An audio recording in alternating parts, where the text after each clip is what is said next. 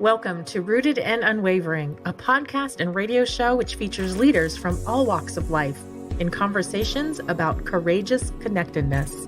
How do we stay connected to our best selves, especially when we are challenged? What becomes possible when we truly stay committed to our own and others' greatness, also when we don't feel it?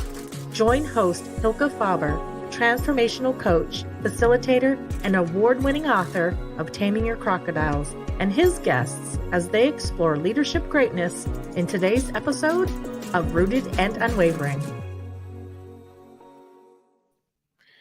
Welcome to Rooted and Unwavering. This is our 13th episode of this podcast. We're broadcasting live from Business Radio X in Phoenix, where we help leaders connect more deeply to their innate potential. And today I'm here with my friend and guest, Augusto Muench. I'm so happy you're here, Augusto. How are you today?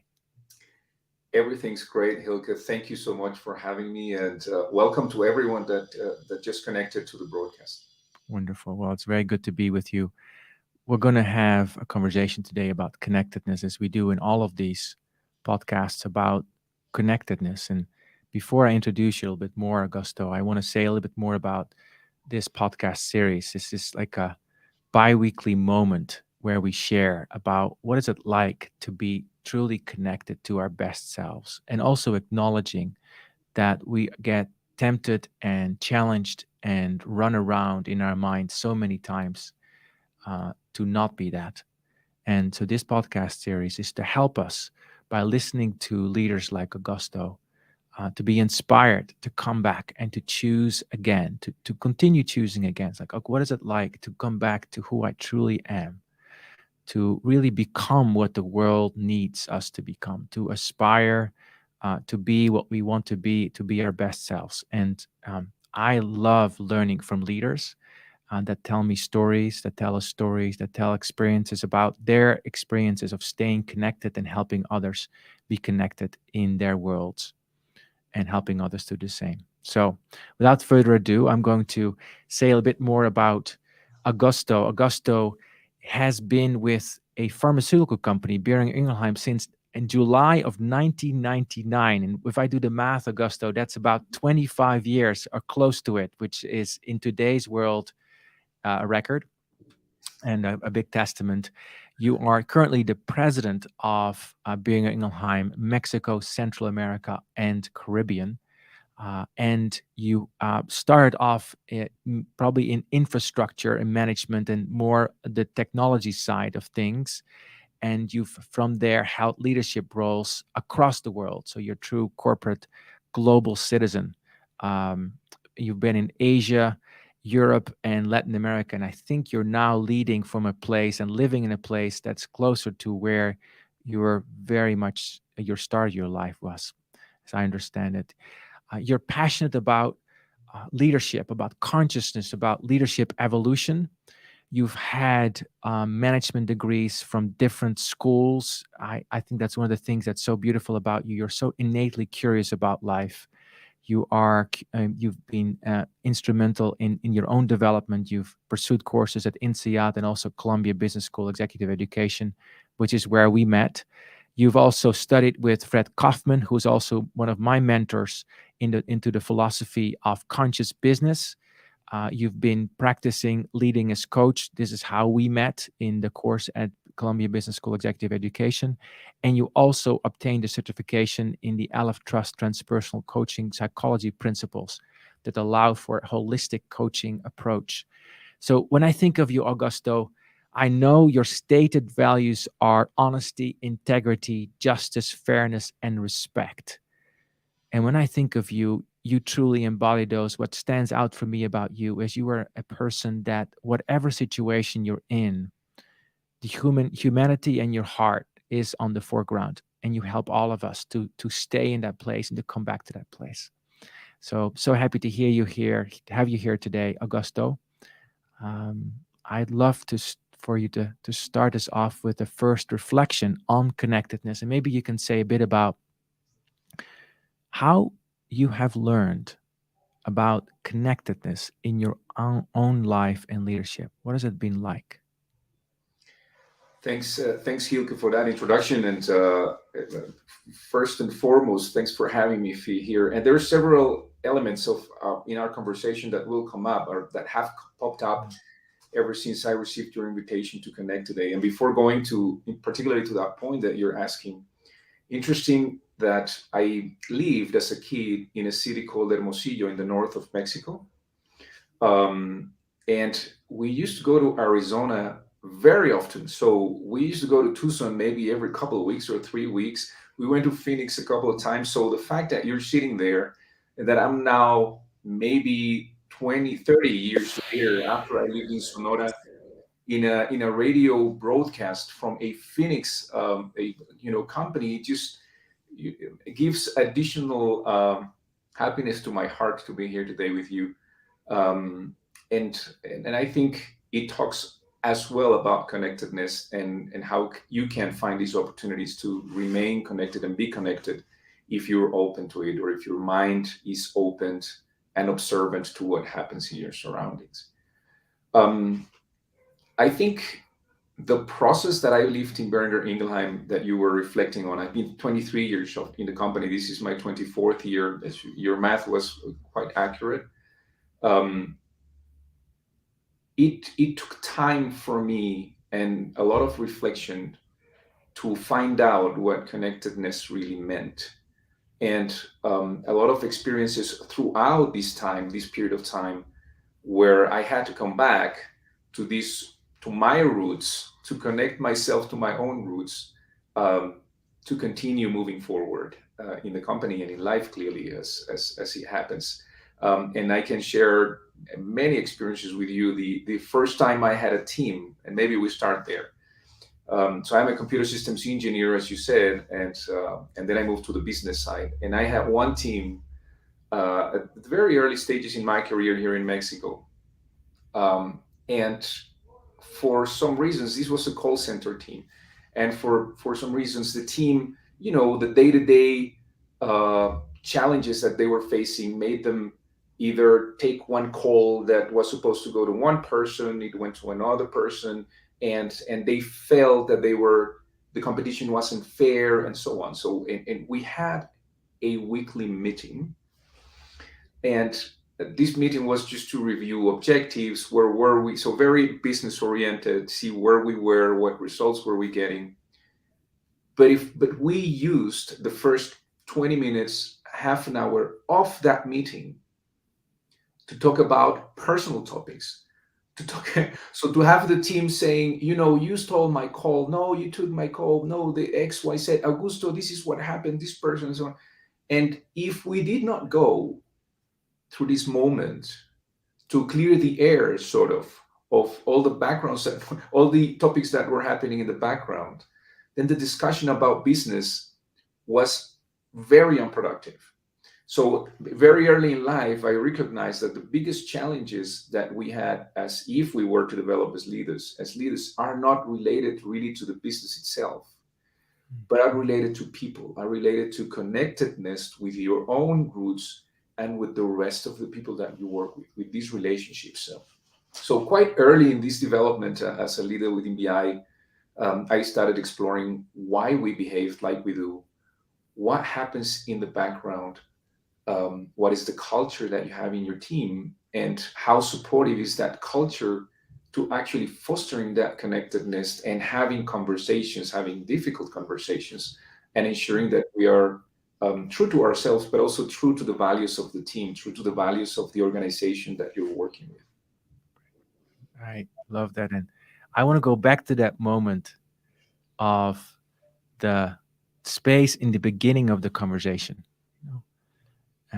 And I'll talk about that in a moment. And before that, I just want to echo what you just said about Sonora.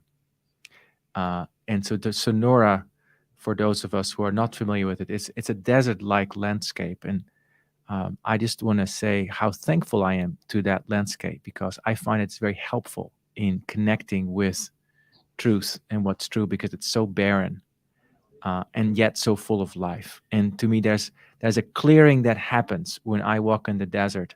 And so when I think about what you just said about this conversation with your colleagues, I intuit there's a similar sense of clearing that happened in the beginning of the meeting where people are able to get it out, right? Get it out.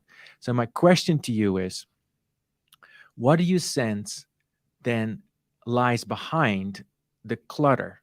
Like once people have expressed the clutter, yeah, you did this, you took my call, I feel frustrated or whatever. And I notice this in the beginning of leadership meetings a lot, where we do a check-in, which I know you do as well. And there's like the first person talks and it's still a little bit clouded and stressed. And I'm like thinking about the last meeting and whatever it is. And then at some point it starts to calm down. So, what is it that we access as we go through that process of connecting? What are we connecting to, Augusto? It's I think you must experience it to actually try to sense it, because it's relaxing. You access your core, if you allow me to say it that way. You see, in my experience, and I'm going to try to say it with my own words, Hylke, there is a lot of noise on the constant day to day. There are unconscious traits that come out depending on the situation we're living, that start deviating our attention towards other stuff that might not be at the core of what you truly are, or of what you should stand for. Even professionally, let's say business objectives, right? I have the fortune to work for a company that is focused on people health. So the objective of our or my daily job is ensuring that the products we have go to people who need them when they need them, to save lives, to improve quality of life. So anything else that stands in the way, I define as noise, right? So it's some sort of a distractions and things that get along the way, that sometimes unconsciously come to us, or most of the times unconsciously come to us, right? And then we talk about amygdala and taming your crocodiles and the reptiles. And there's another experience that I want to share with the audience, if you allow me later on particularly on that. But once you're able to put your attention outside of that noise, or to clear that air, that noise, then you can truly start looking into and focusing on your core, on your objective in life, on your purpose, on the objective of, even if it's professionally, of the objective of the meeting itself. And it's not until you reach that stage that you're truly productive. Yeah, it's clearing away the noise. It's clearing away the noise, as you're saying, and then you get to the ground, like of what truly is important.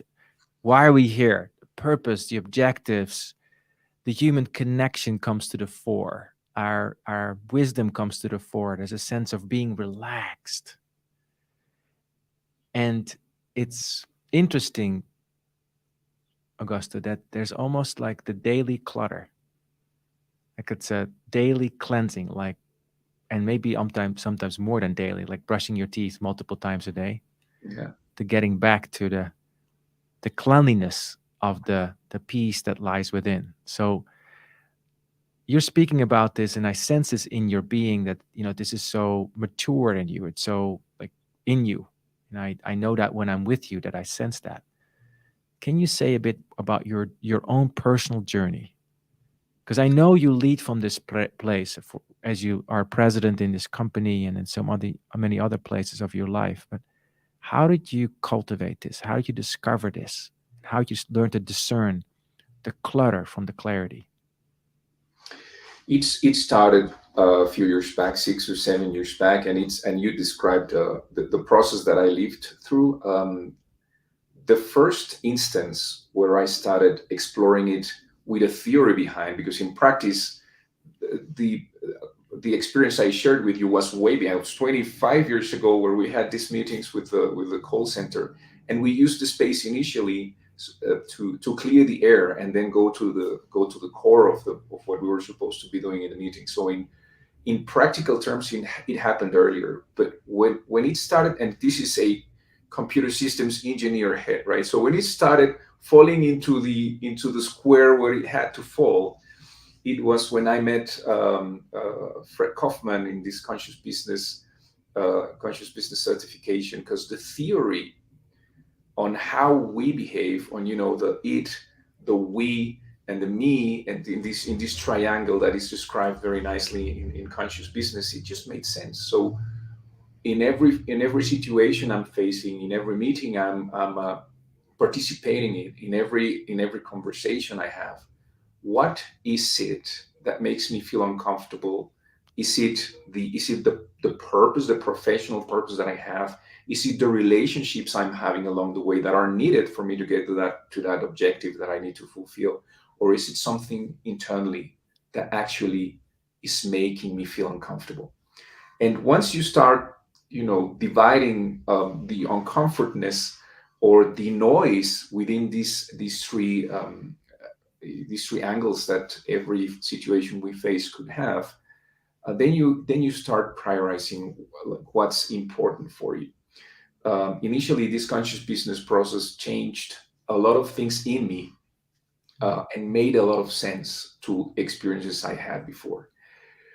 But it left me with way more questions than answers, Hylke. And this is something I think once you start this path of self reflection and trying to understand why we act as we do, you find out that it's a process. And if you, and this is hard, but if you believe you've reached, you know, a stage where you're the wise man ever, the fall that you have when you realize you're just beginning hurts even more. So every time you say, "Nah, I've done it. I've taken so many courses and so on," and then you go to work and you face a situation and you lose again, you snap again because of this noise. And you say, "Oh, how can it happen?" Right? I've been doing this training, and you have go back to square one, try to align yourself with your roots, try to clear the air, and then you can focus again on where you were coming from. So it left me with more questions than answers, and that led me to continue searching. And that's, fortunately enough, that's where we met in the Columbia Business School Leaders Coach training. But it again had, where I had more questions in me than answers, and it's a continuous process.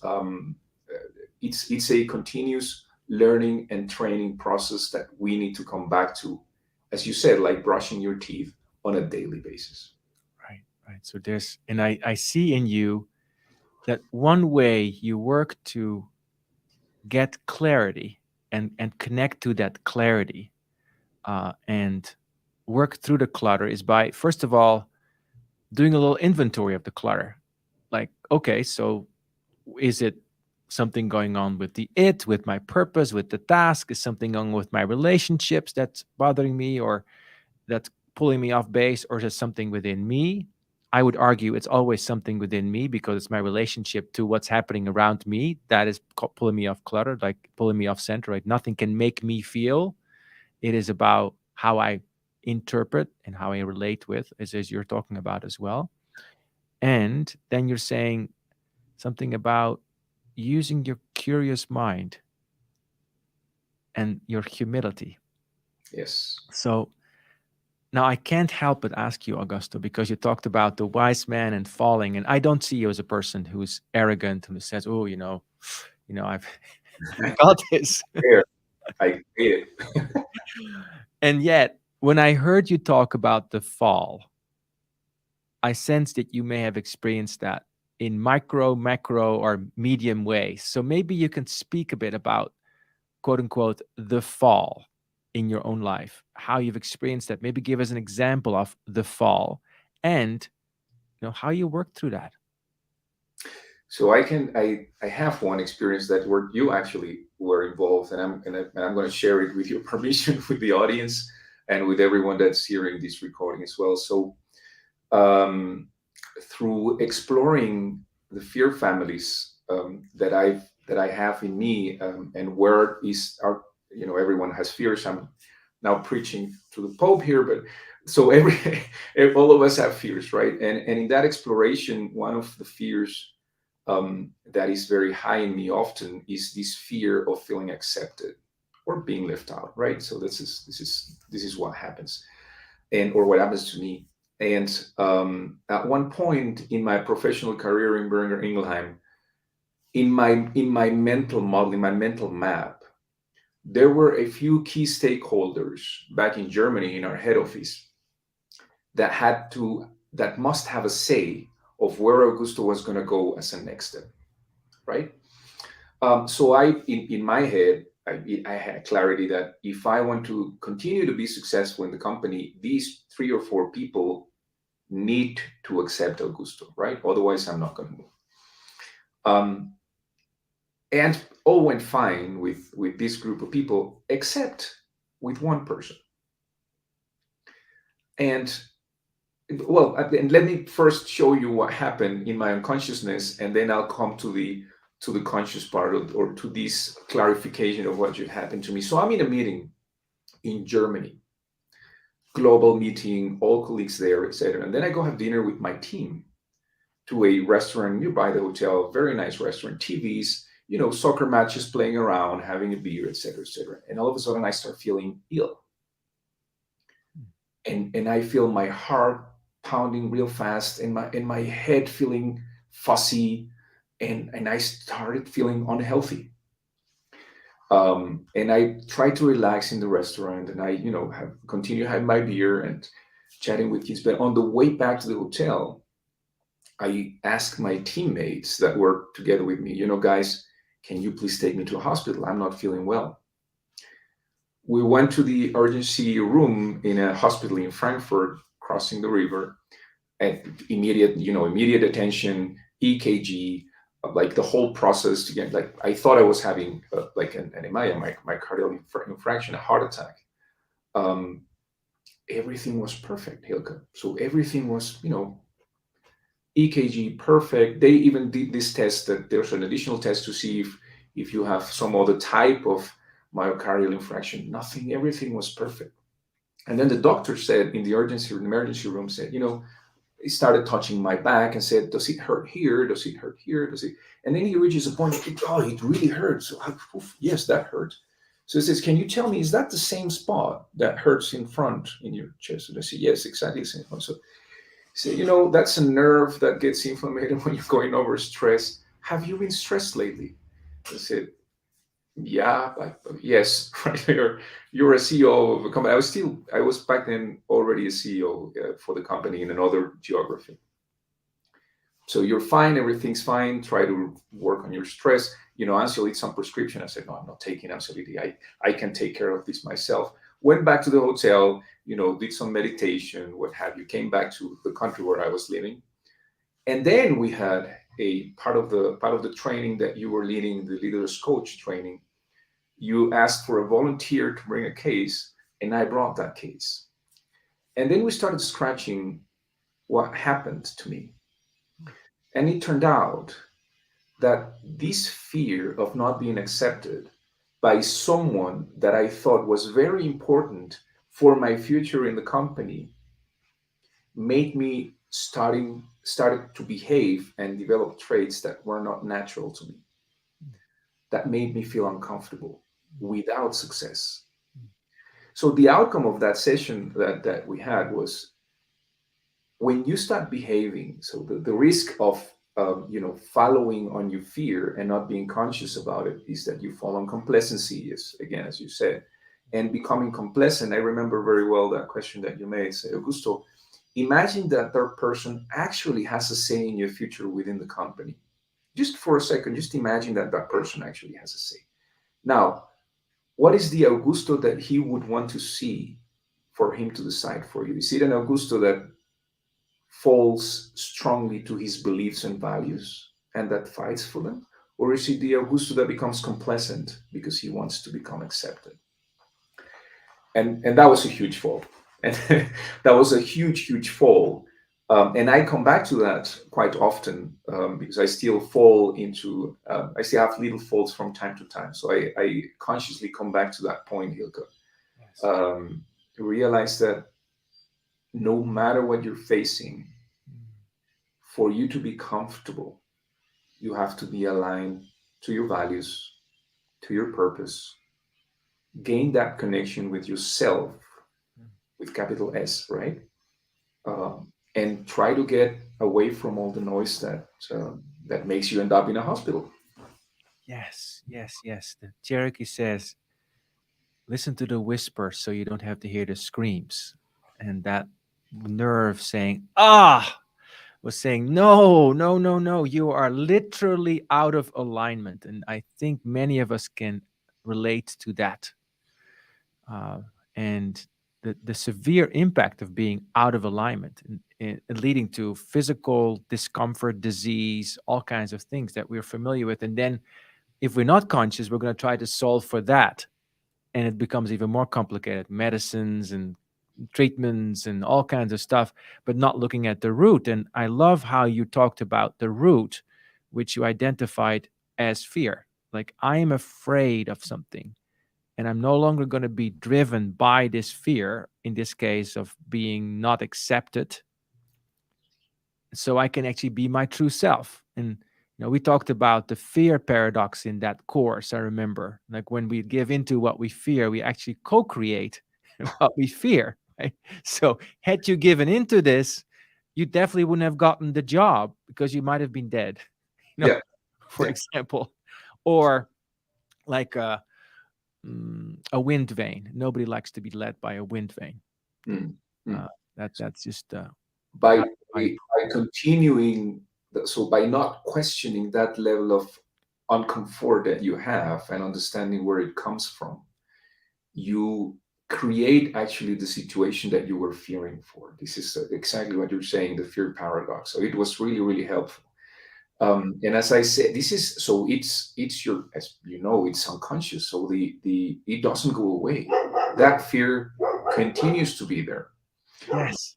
The practice is try to identify it earlier. you know, and on a daily basis. Try to see if there is anything today that makes you feel uncomfortable. As you said, you start brushing your teeth. Yeah, so I have the courage to look at what's uncomfortable, and I love that you didn't make it bad. I actually love the courage that you had to even talk to your teammates and say, "Take me to the hospital." Right? That was a courageous act to also already start to heal some of that fear, Mhm. because that does not show me like I have a strong leader. He needs to go to the hospital. I can imagine that sort of not going over very well for the ego mind. And then you talking about the fall. And so maybe last reflection before we go take a short break, maybe share with us a little bit about that process of what happens within you when you become aware that you have been driven by some unconscious pattern, fear, whatever it might be, and then choosing to accept that as opposed to going to denial. What is that process like for you? It's a complex process, Hilke. It's your ego, jumping up and saying, "No, you're not. You can't." Like, you have two choices. Either you say, "That's not true," right, Hilke? Augusto, that can't be. You're president and CEO of Brenda England. That's not it. But after being in a hospital, it was very hard for me to say no. It doesn't work that way. Um, but I also find myself, and this is a reflection that I've had after many or going through all these courses, right? Um, if you really connect to your core and you really understand, well, I don't know if understanding is the right word, but you try to understand, right? If you pursue this way to try to understand where your core lies, where that is, where your values are, then you will find the discrepancies between what you do and your core values. I have an anchor that I developed very early, in the courses that I've taken, that reminds me to go back to being humble, and I have it at all time with me. um, it goes with me to every meeting, every single space, because I again, the fall, as you believe that you're more prepared, the fall hurts more. But they're like little falls from time to time that when you brush your teeth, you say, okay, how can this be? I'm falling again for this noise that is in the way, right? Yes. And it just makes you snap. So I've developed a certain anchor that makes me go back to as fast as I can to this level of humility to acknowledge that there's noise and there's something that is bothering me that is not aligned to the core value that I have. Thank you. Well, I'd like to explore more what that anchor, and you pointed to your wrist here for those who are listening. That's always with you. What is that like, and how do you practice that, and how do you return um, even to humility? And then with humility, how do you return to your core and what you've been learning about your core and the discrepancy between the core and not following your core? So, what I really loved about this conversation already is your heart opening honesty. Like, I feel so much honesty and vulnerability in what you're saying, and being able to say, yeah, this is where I take the falls, and how much strength that comes in that, comes online in that, by just being able to acknowledge that, because that's the clearing as we start this conversation today that allows for the depth to be there, as opposed to running around and denying that there's something going on. So let's take a break now, and then after the break, we'll explore more with Augusto Muench, president in Boehringer Ingelheim, about what is it like to return to anchor and discover more about core. You are listening to Rooted and Unwavering, presented by Growth Leaders Network, the leadership, team, and culture development company. If you would like to learn more about working on connectedness for yourself, your team, or organization, please contact Growth Leaders Network on LinkedIn. And now, back to the show.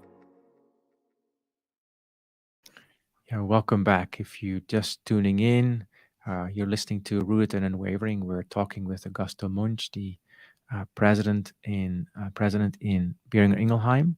We've been talking about the fall from stability, from comfort, from thinking we know, to a place of humility, and then actually finding out more about our core. So just before the break, Augusto, you started talking about this anchor that helps you. Can you say more about that? Sure. So for uh, whoever is joining that is not aware or that hasn't used that term anchor, right? It's in throughout all the processes that I've lived, or the coaching instructions that we've had, you try to explore a certain element that brings you back to consciousness, right? And that could be an experience depending on the philosophy you follow for coaching. There's different theories, but the intention is, what can you do on your day to day that distracts you from the noise that you will hear through your daily life and brings you back to consciousness, and to be able to observe yourself as if you were a third party, right, outside of you, and to try to analyze how you're behaving and see if you're aligned to the person that you actually want to be, right? And the hard part, at least for me or in my experience, is how do you go back from the day-to-day mindset and the day-to-day stress or your challenges that you're facing on a daily basis, to absorb yourself from there and be able to, to observe yourself and see if you're there. And I use a bracelet that, well, I've used several now, but the current one is one that I've had maybe for the last couple of years, and it's just a small, bracelet that I wear on a daily basis, black one, for those that are not that do not have the image right now. And every time I see it or I feel it, I remind myself of my big ego, and I remind myself that the best path to get my feet back on earth, to get connected again to my root, is to be humble. And then a couple of, you know, inhalations and exhalations later, I am more connected to myself. I don't know if ideally, but in a very brief period of time, you can get yourself from any situation you're living to a different state of mind, in the process you're facing, or in the challenge you might be facing at that point in time. So, taking a step back, third party like observation of self with the intention of becoming grounded again in reality, in what's true. Yes. And I'm curious about this black piece of rope, and you mentioned the word ego, Augusto. So, why to get connected, to get rooted, do you think about ego? Because in my, or at least in my experience, or in my belief today, is that in today's world and in the job that I'm currently holding, it is very easy to follow your ego, to not let go or to not accept challenges because of your ego, because there's a position that you hold. You're president and CEO of a big organization globally, a pharma company. You've been there for 23 years. What's anyone from the management committee to colleagues in BI going to teach me? I am the wise leader that knows everything. That's not true. I'm not. But sometimes my unconsciousness or my ego, you know, gets in the stage and makes me develop these feelings of saying, well, "Hang on, why are you saying that to me? I'm the president and CEO and so on." Instead of, so you get to assumptions very fast when your ego comes in, instead of going back a couple of steps and start asking questions of why you're being told what you're being told. There's a reason behind everything, right? Yeah, yeah, yeah, yeah. So keep yourself right sized. Sounds like that's very, very interesting how you talk about that. Can you talk to us a little bit about, as president and CEO, leader of an organization, and for you, Augusto, what are some of your most pesky ego identities that you meet on a day to day that you're like, come back here. I'm not, no, not today, not right now. I think it's the expectations that culture and societies have on bosses, right? Or that you feel that society um, depicts on bosses that are widely accepted, right? On a president of a country, or there's a certain image and expectations that society has, or that society could have, not necessarily has, but could have on leadership. And then this, you're a boss. You cannot blah, fill in the blank, right? You're the boss. You cannot whatever. You can. But you just said, mentioned a very interesting example. So you're the boss. You have to be strong. Why are you asking me to go to take you to a hospital, right? Assume one of my teammates, and listen, I was the boss of the group that took me to the hospital, right? Say, wait, no, you can't go to the hospital. I will not take you to the hospital because you're the boss, and you need to have your hotel room. You're not. I think society and us ourselves have created this image of a leader, um, that if we fall to, or if we try to follow it, we might end up having, or having that, or making that part of the daily noise that actually is affecting your true self, or influencing how you behave, and ultimately challenging your purpose and the values that you're striving to live by. Beautiful, beautiful. So we've talked about, you could say, the dark side for quite a bit, like the muck, the noise. I also want you to talk a bit about your core values and what you've discovered about those. And early in our conversation, you mentioned about an experience you'd like to talk about. So maybe this is also the time to do that. I really would love to hear that, because what I sense with you, Augusto, is that you've almost fallen in love with the core, so that whenever you stray, it's like, nah, that's not it. I'm gonna have to come back. You know what back means. So to say a bit more about your core values and what you've learned about those. The I would um, I would reach I would everything that I strive for and the values that I live for, I think can be pinpointed with one word that you actually used in the invitation to this program, and that is compassion. Right? We are, for my belief right now, my mindset is we are the biggest critics of ourselves. Right?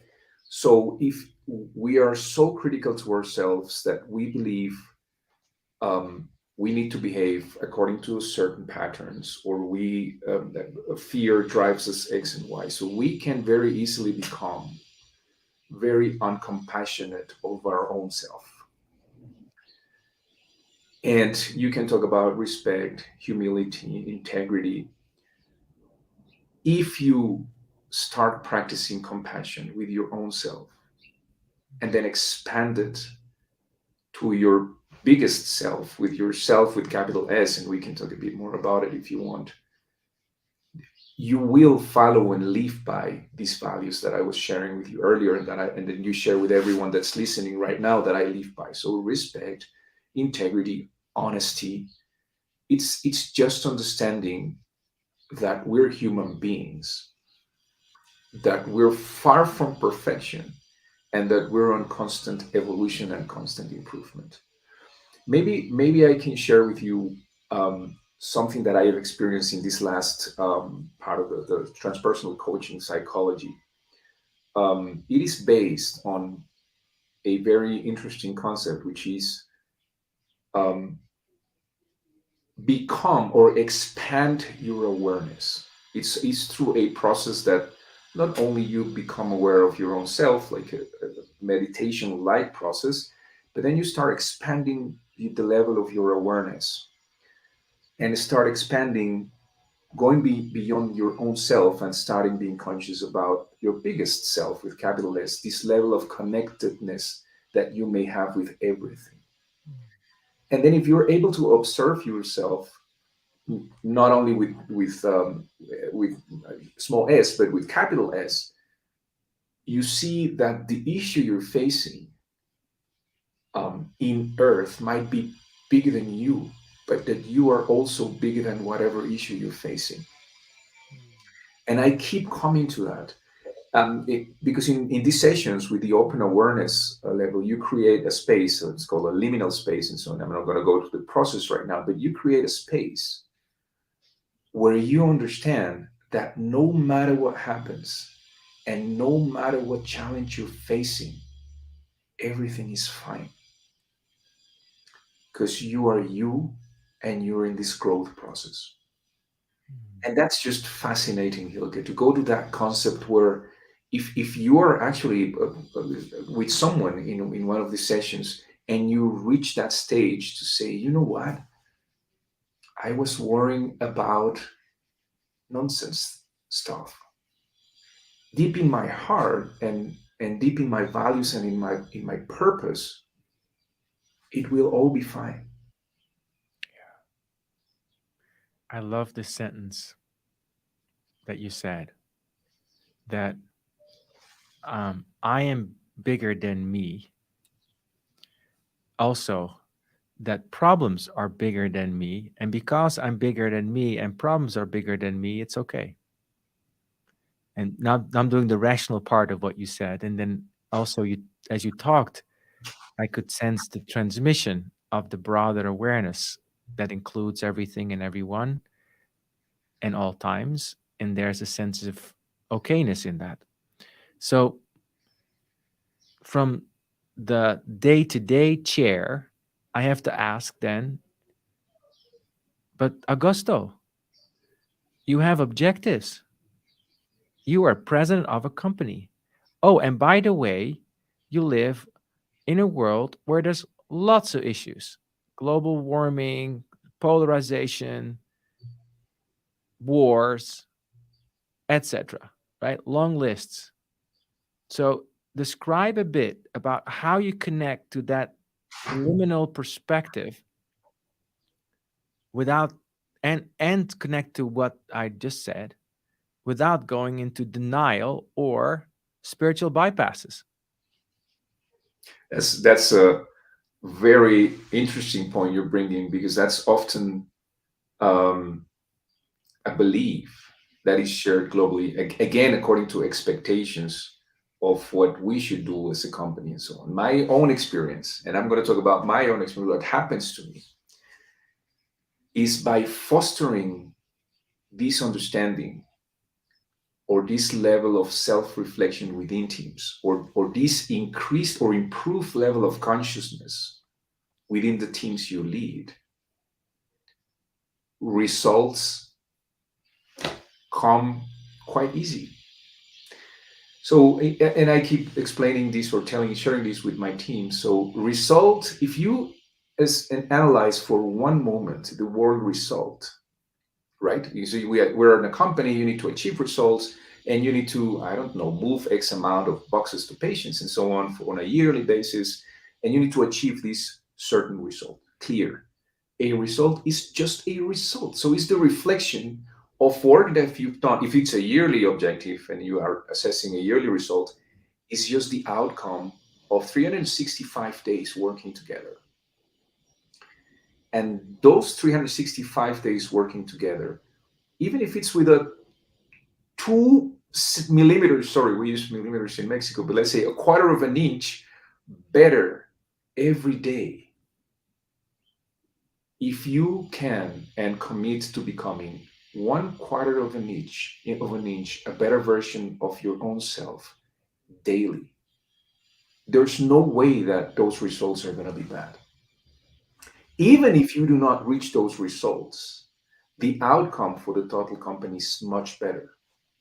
So my theory, and the theory behind is, I am trying and working towards having a better company, because if the addition of every single colleague that works in Boehringer Ingelheim strives to be a better version of themselves, we will all make a better version of Boehringer Ingelheim.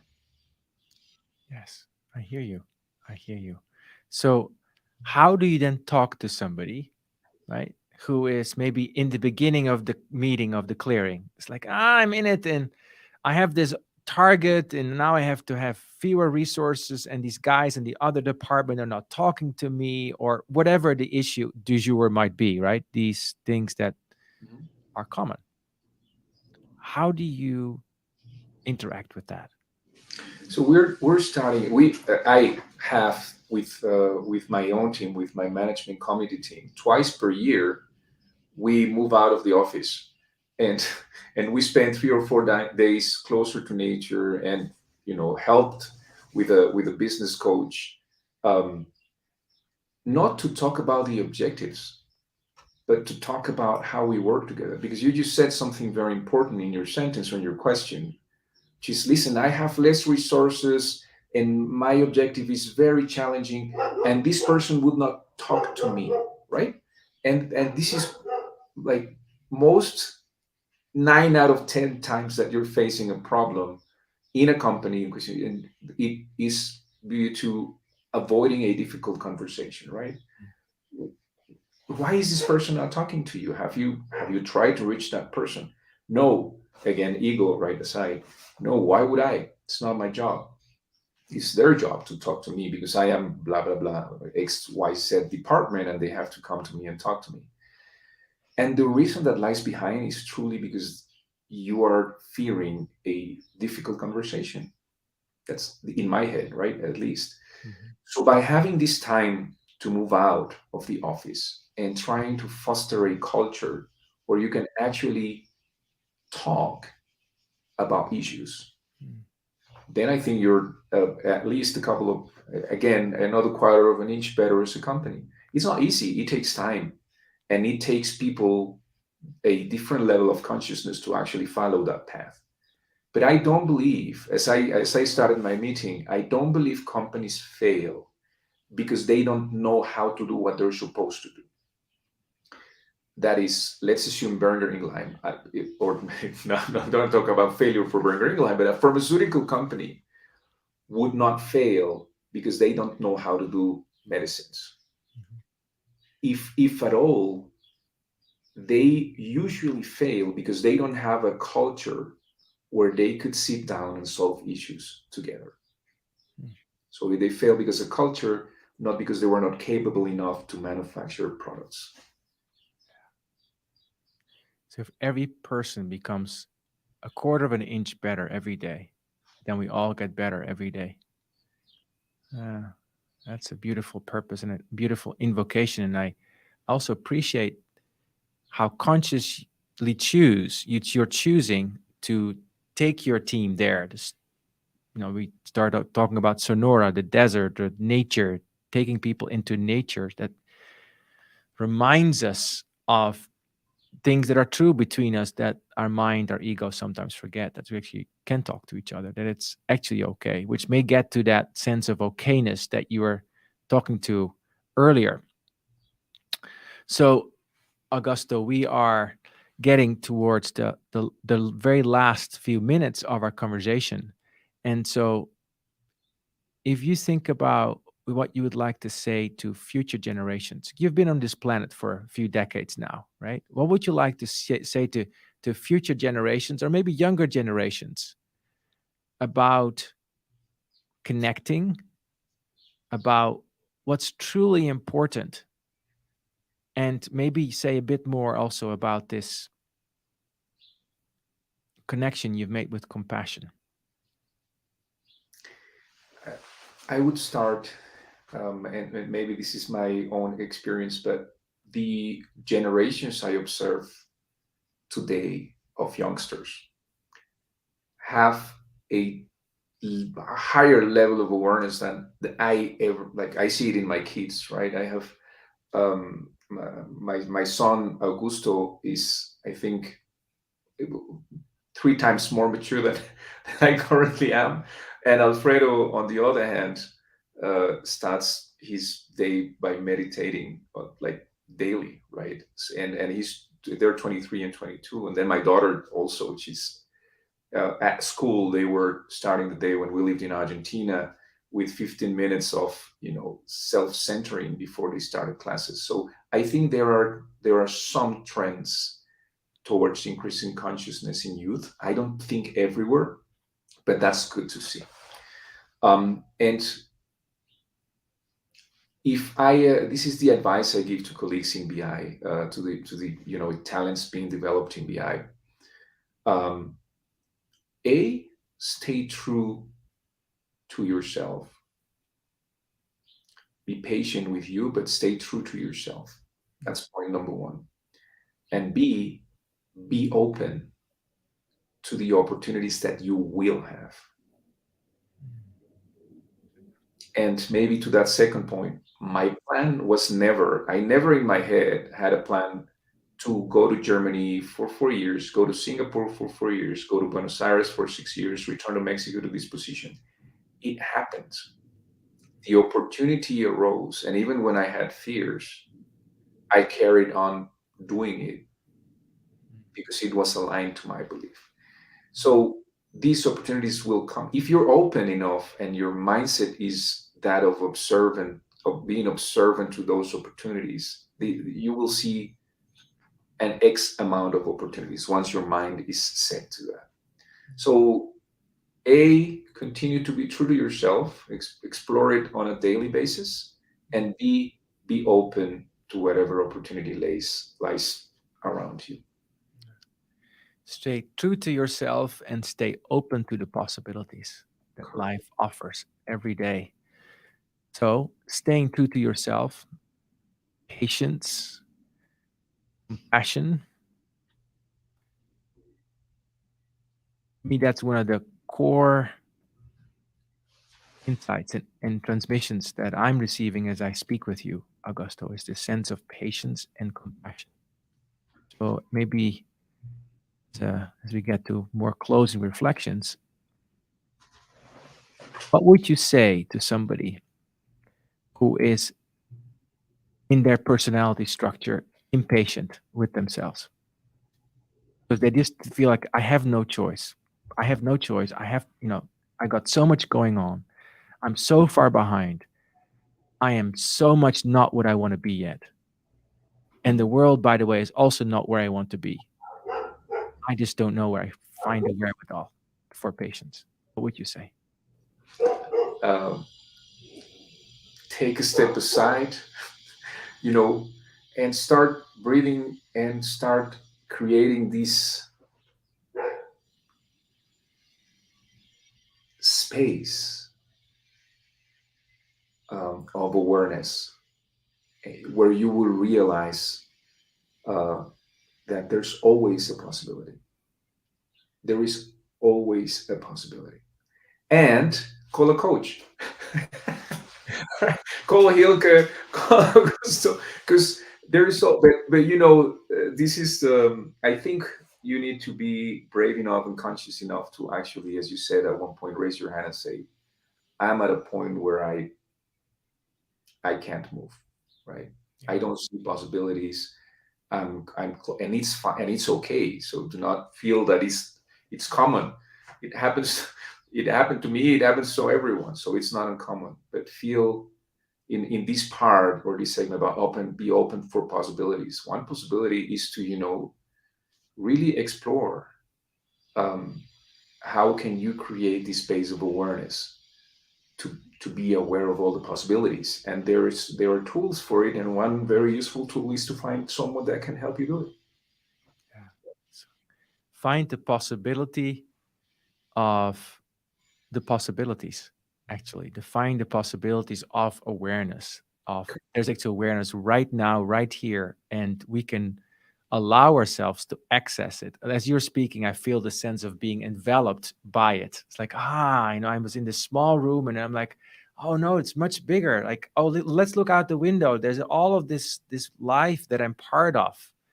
So as I'm thinking of this conversation, what really stands out to me, Augusto, is where you started with space, creating space. And to me, I sense from you that you don't take space lightly, even though you take it lightly, but you take it with a lot of purpose. Like, no, I am consciously putting myself in this so that there that the experience of space actually happens, and not only for me but also for the people around me. And I don't think it's a coincidence that your children are also on that path in their own way. But that's just entirely my assumption, might entirely be my ego saying that that's entirely possible too. And also what I took away is this inquiring mind, like, okay, so what's not working? And that may be the question that we can leave each other with, and leave all of us who have been listening or who will be listening to this with, like, what is uncomfortable to you right now? And what would it be like if you let yourself fall? The ego fall. Let the ego fall. Whatever you think should happen, let that fall. And let go of that. And let yourself enter into a space where you know that it's okay. Where you just know it's okay. Not some belief, but something that we experience. Just because you allow yourself to fall.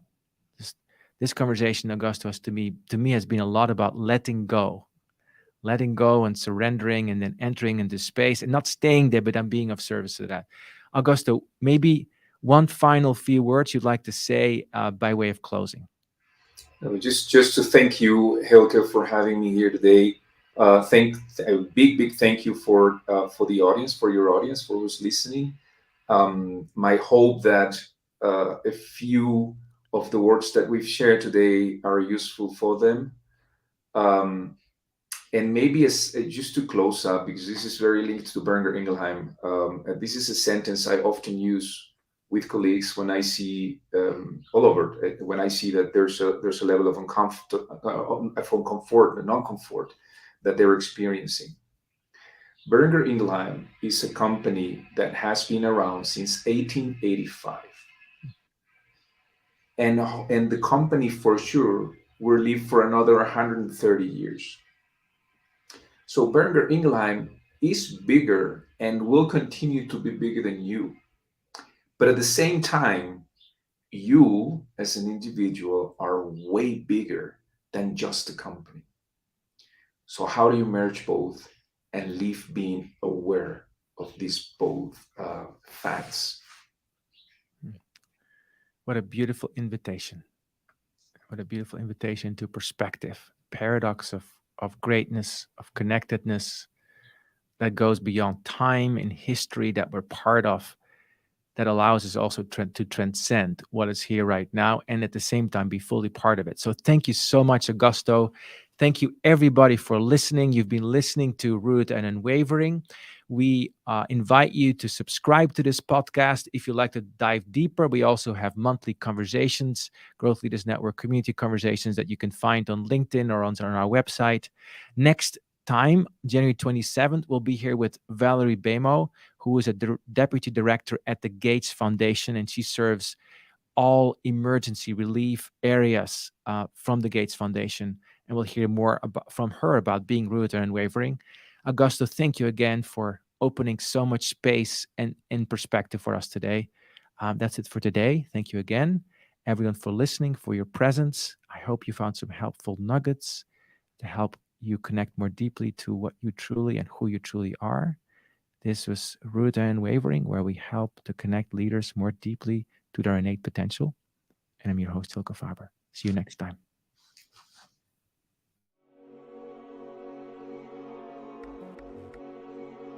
Thank you for joining us in today's episode of Rooted and Unwavering, leadership conversations about courageous connectedness, presented by the leadership development company, Growth Leaders Network. To learn more, subscribe to this podcast, connect with Growth Leaders Network and Hylke Faber on LinkedIn, or read Hylke's award-winning book, Taming Your Crocodiles. Now take a moment and appreciate something that is great about you.